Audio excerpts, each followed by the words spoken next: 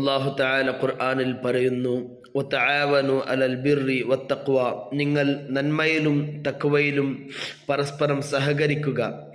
ഒരാൾ നന്മ ചെയ്യുമ്പോൾ, അല്ലെങ്കിൽ ഒരു കൂട്ടം അഹ്ലുകാർ നന്മ ചെയ്യുമ്പോൾ നാം അവരോട് നമ്മളെ കൊണ്ട് കഴിയുന്ന രൂപത്തിൽ അവരോട് സഹകരിക്കുക, അല്ലെങ്കിൽ മുണ്ടാതിരിക്കുക. നന്മ ചെയ്യുന്നവരെ നാം തടയാനും പാടില്ല, തടഞ്ഞ് നാം കുറ്റക്കാരാവാനും പാടില്ല.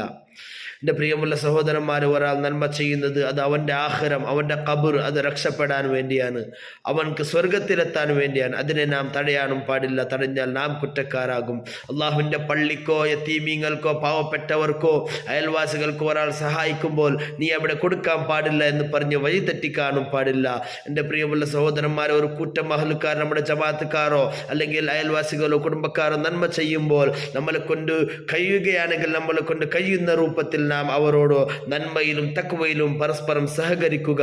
അള്ളാഹു നമുക്കതിന് തൗഫീഖ്